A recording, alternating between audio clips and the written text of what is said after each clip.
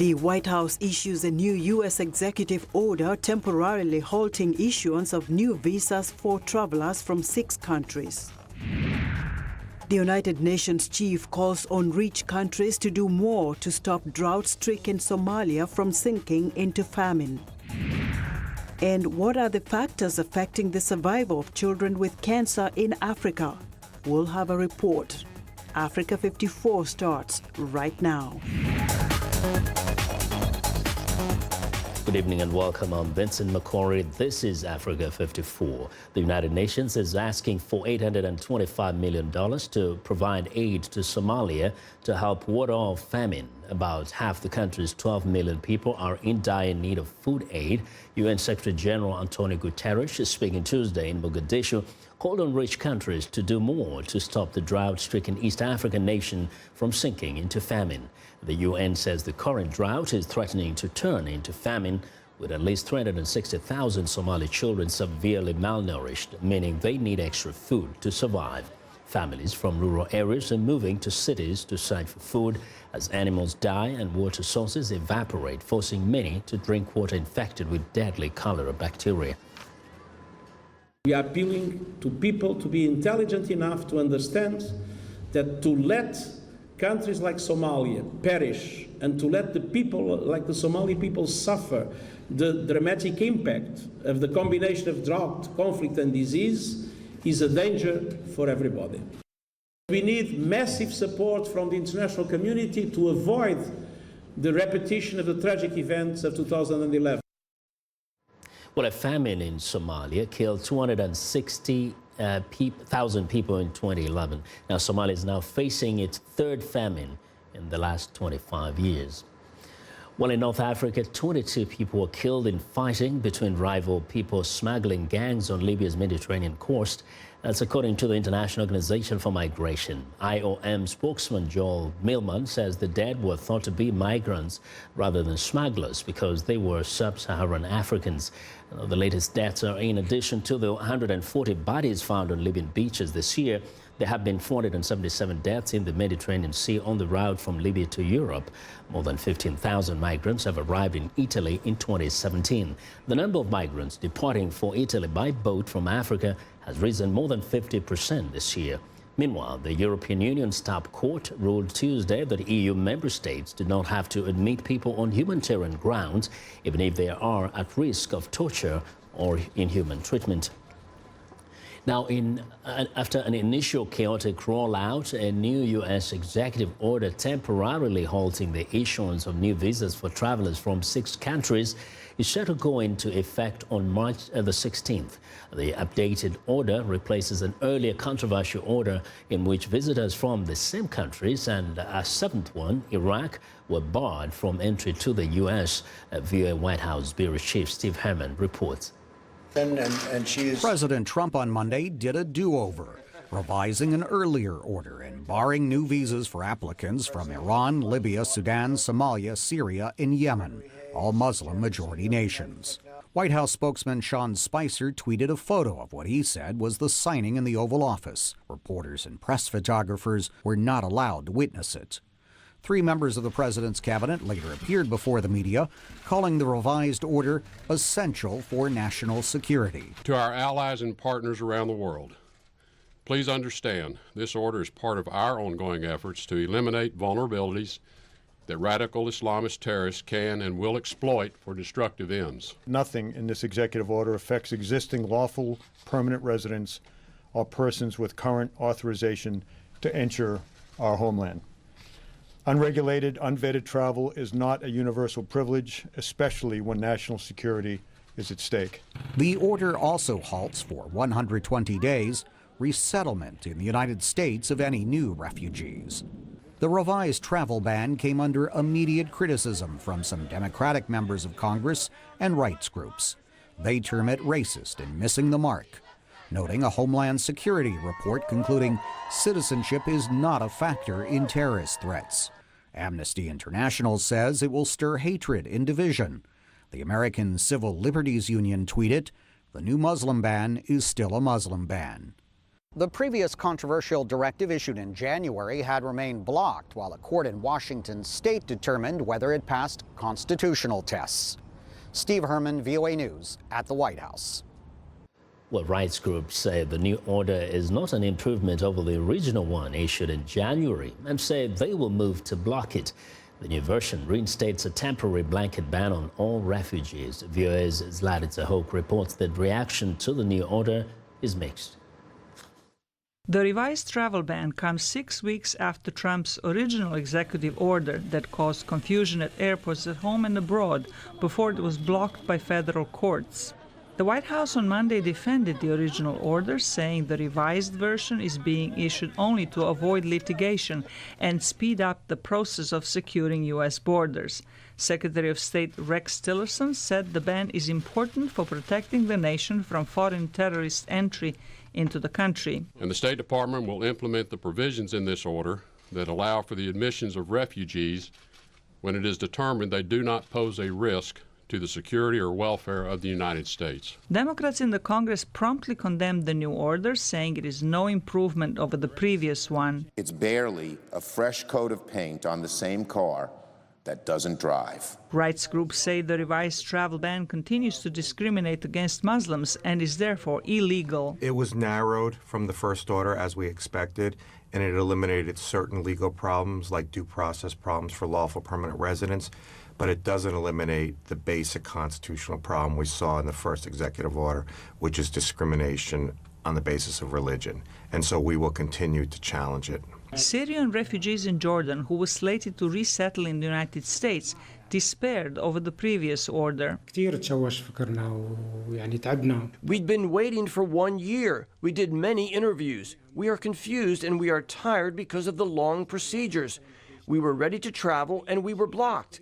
We hope that this new order contains a glimmer of hope for us. Iraqis have largely welcomed the new executive order that removes their country from the travel ban. It's a good thing that we are now able to go there and improve ourselves, actually. Maybe later on we go back to our country and improve it as well. The new executive order goes into effect March 16th. It temporarily bans passport holders from Syria, Iran, Libya, Somalia, Sudan, and Yemen from traveling to the United States. Zlatitsa Hoke, VOA News, Washington. Well, the U.S. sends a message to North Korea by deploying the first elements of its terminal high-altitude area defense system to South Korea. The THAAD system is designed to intercept and destroy short and medium-range ballistic missiles during flight. North Korea fired 4 medium-range ballistic missiles Monday, 3 of which flew about 1,000 kilometers and landed in Japanese waters. South Korea's military says the missiles were launched from near the north's border with China. A Pentagon spokesman says the launches coincided with the start of the annual defense exercises between the United States and South Korea. Now, in the last year, North Korea has accelerated its nuclear and ballistic weapons testing with more than 25 missile launches and 2 nuclear tests. Joining us live via Skype from the Pentagon to discuss the situation and with North Korea and other military actions is VOA's Carla Babb. Now, Carla, the White House says there will be very dire consequences, particularly for North Korea, for its continued provocative and threatening actions, right? Well, that's right, Vincent. The United States has continued to use sanctions against North Korea with its nuclear missiles, but now they're taking it a step further, and they're actually deploying these THAAD missile systems. If you can recall, this decision was made back in July, and the new Secretary of Defense, Jim Mattis, made his very first stop on an international tour to South Korea to reaffirm the U.S. commitment to the region and to South Korea. There are a lot of U.S. troops in that area, a little fewer than 30,000 U.S. troops in South Korea, a little fewer than 50,000 U.S. troops in Japan. There's also about 60% of the U.S. naval fleet in the Pacific, so it's a very important region, and they want to make sure that they have reassured to their allies that they will protect them as well as protecting U.S. troops and interests in the area. What is the timeline here? When will this happen? Well, like I said, it was started back in July, and they're looking, South Korean officials say that this could be completed as early as April. Okay. Now, we know that is not the only place where the U.S. Forces are in action. Tell us a little more about what's going on right now in Syria, especially in Manbij. Oh, there's a lot going on right now in Manbij. Just imagine 3 or 4 different groups that really don't like each other converging in one particular area. That's what's going on right now in Manbij, Syria. So what happened last week, General Stephen Townsend, the top commander on the ground, notified reporters at the Pentagon via teleconference that Russians had indeed bombed some of the Syrian Arab coalition that the U.S. has been partnering with and supporting in that area. Now, the Russians have denied this, but the way that General Townsend explained it to us, they called the Russians and immediately the bombing stopped. Now, in addition, this week we've been hearing that Turks and Kurds, who are also working with the Syrian Arab coalition, have been fighting in that area as well. So what the U.S. has done is they have sent in a small number of forces in that Manbij area to kind of drive around strikers with American flags saying, we are here, we're in the area. The Islamic State fighters are not in this area. They have been cleared, and there's no reason to be fighting amongst yourselves. So it's, as the Pentagon says, it's an opportunity to reassure that the area is clear of Islamic State and deter further aggression between the groups. And for the past about 5 days, a lot has been going on in Yemen. Tell us about that. That's right. In the past 6 days, there's been more than 40 strikes in Yemen. The president has made it on his agenda to ramp up the fight against al-Qaeda in the Arabian Peninsula. That's the al-Qaeda group that's in Yemen. They've been focusing on this Abiyan governorate, and they've had several strikes, and they've been successful, according to the Pentagon. Some of the latest strikes on March 2nd and 3rd targeted some high-valued leaders. One of them was a former Guantanamo Bay, Cuba detention center detainee. He was released under the Obama administration back in 2009, rejoined the fight, like about 30% of these Guantanamo Bay detainees that have been released, and he was killed, as well as a big bomb maker and a divisional leader in the area. Well, Carla, as always, excellent reporting. Thank you very much. Thank you. And now that is VOA's Pentagon correspondent, Carla Babb, reporting there. We want to know what you think about Africa 54 and the stories we cover during the conversation on Facebook. The address is Africa 54. We're also streaming our show live on Facebook, so check us out and share our show with your friends. Also, check out our headlines 24/7 on voaafrica.com. Find me on Twitter at VOA Vince Makori. Coming up, we'll look at the factors affecting the survival of children with cancer in Africa. Stay with us.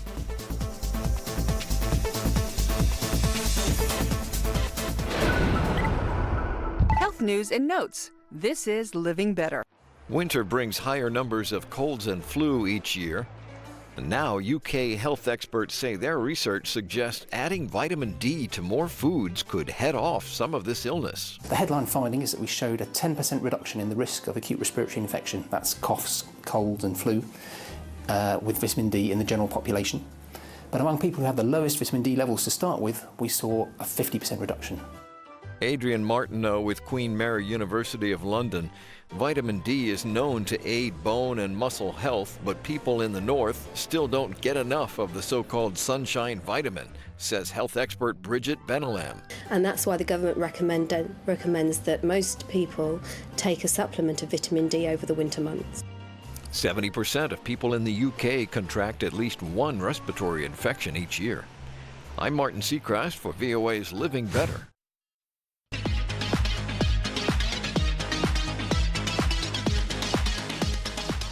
Welcome back. It's time for Health Update, and here now is Africa 54 Health correspondent Lino Mudu with a look at the connection between the environment and children's health.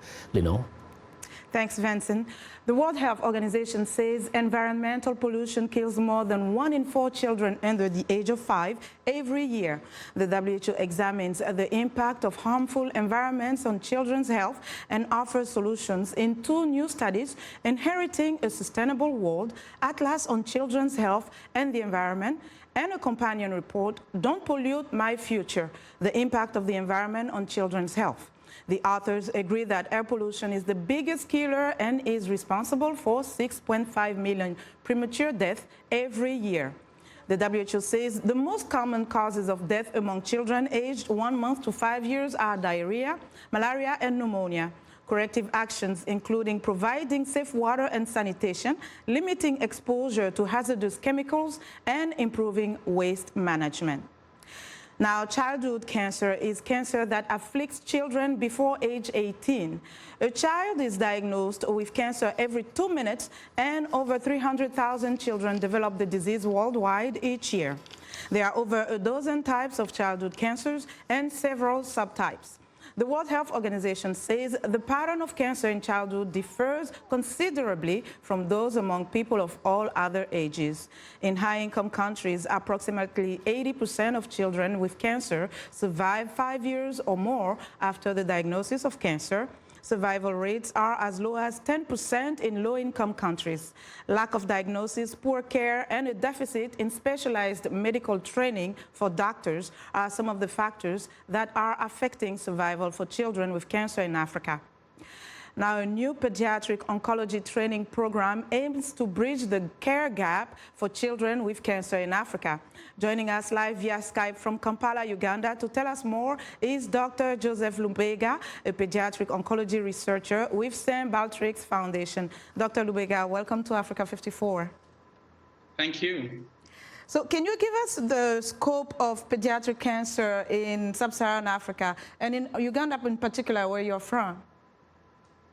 Yes, so really similar to the rest of the world, the most common cancers we see in children in Africa are cancers that arise from the immune system, leukemias and lymphomas, cancers that arise from lymph nodes.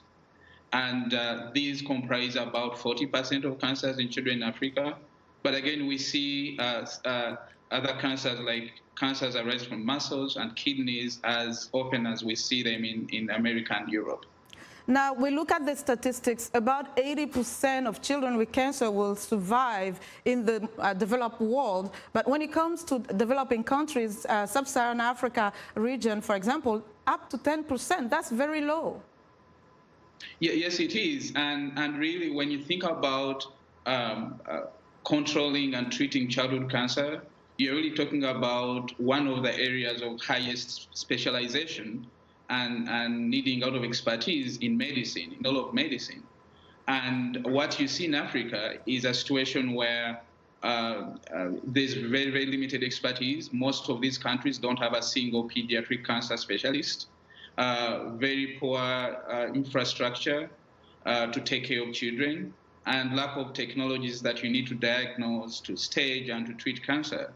And that situation really explains why survival of children with cancer in this region is really, really minimal. So if we focus on the lack of expertise, which is something that you aim to tackle with a new project, and we'll talk about that, is it because the doctors, people that are going to medical school are not aware of the scope of childhood cancer, or it's because there are other areas that are more in demand on the continent?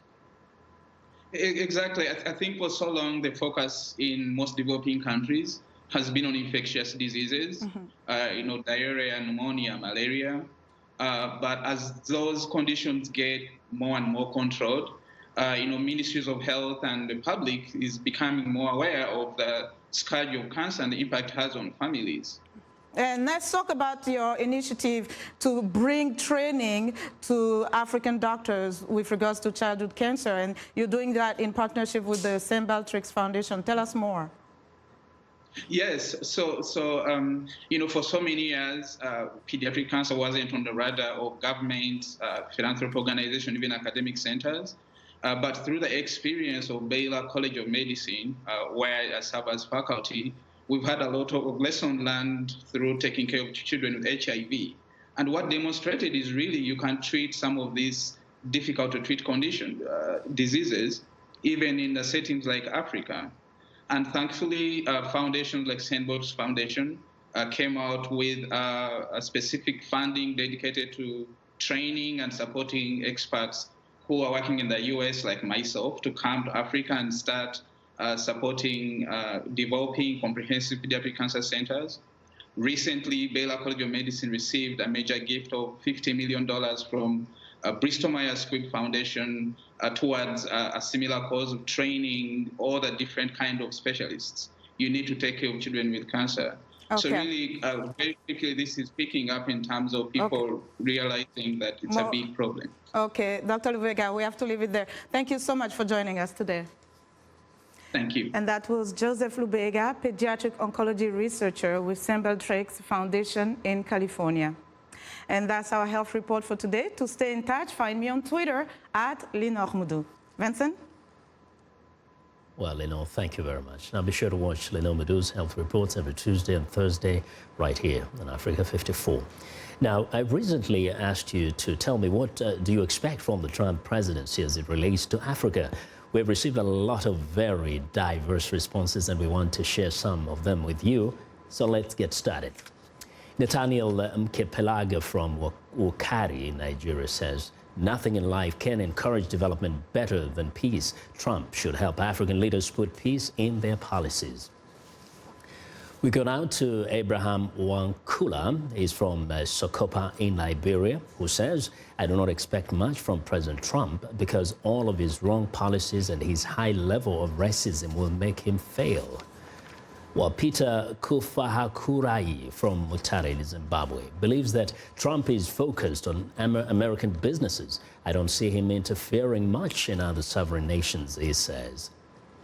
And finally, Alois Atanas Sambuta from Dodoma in Tanzania says, I expect very tough terms and conditions in loans and grants from the USA. Well, I want to thank you very much for your responses and please keep them coming. Tell me, what do you expect from the Trump presidency as it relates to Africa? Now, to participate in our social media segment, visit Facebook. The address is Africa54, or send me a tweet at VOA Vince Makori.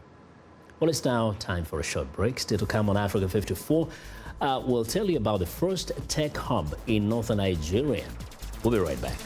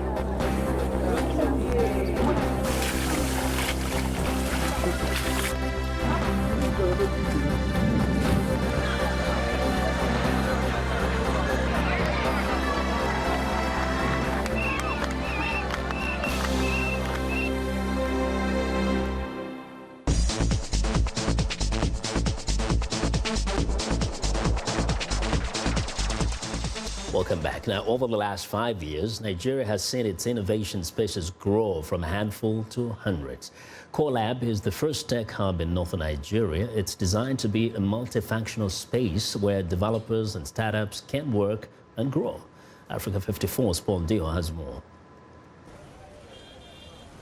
Nigeria has been getting a lot of attention lately in the tech world, and for a good reason. Young talent is entering the game with something unique, and they are developing mobile applications that are transforming their communities. Located in the northwestern state of Kaduna, Collab Nigeria is a hub for tech enthusiasts and entrepreneur developers interested in solving everyday social and technological problems. Young people come here to see their startups kick off. Ifayani Mora is a regular at Collab. He's working on an app that will help schools gather and manage their records. It provides the space, it provides, things I need to use like power and all that. And I said above all, you have people who have the sort of the same skill set that you have, that you can always mine from and share. There are many spaces like these around the world and a growing number in Africa. where nearly 90 technology hubs and research bases are often funded by international firms such as Microsoft, Google, Facebook, and Intel, incubate early-stage businesses in cities like Lagos, Johannesburg, Nairobi, and Kampala. Collab founder Sanusi Ismaila wants this place launched just last year to open up the state's economy and draw investment for tech entrepreneurs and startups. What we're trying to do is get more people into co-working, get more people into technology, because we feel like technology is one of the single biggest ways to get more people across the poverty line, and especially here in this part of the country. So, we're investing in that, and we feel like where we're based now, which is Kaduna, has everything that a tech ecosystem needs to flourish. Collab offers training sessions on business and access to mentors and workshops to help local entrepreneurs develop their skills. Youth unemployment is a massive problem in Nigeria. Official figures show up to 1 in 2 young people are out of work. Despite the success, Sanusi says the shared space and incubation concept is taking time to catch up in Kaduna. We have found a bunch of really smart people, that can do really wonderful stuff, but a lot of them basically see it as a hobby and not like something they can earn a living off, because of the prevailing culture and mindset. So it's one of the biggest challenges, changing people's mindsets really. And also getting people used to co-working. We have also a cultural problem here because everyone's sort of like siloed and, is used to working on his own and doing everything for himself. Analysts say the potential market size for Africa's most populous nation makes Nigeria, with nearly 170 million people, an attractive location. Similar spaces in the capital Abuja and Lagos have helped many young people launch into the tech business. Perhaps it's worth noting that Nigeria is the home of Africa's internet group AIG, which owns several technology firms across 26 African countries, including online retailer Jumia, delivery app Hello Foods, hotels booking platform Javago, and online real estate marketplace Lamodi. Paul Ndiho, VOA News, Washington. Thank you, Paul, and that's our show for today. Now be sure to watch Africa 54 on our website at voaafrica.com for more news. Tune in to VOA's evening radio show, Africa News Tonight, at 1800 UTC, and in the mornings to Daybreak Africa between 0300 and 0600.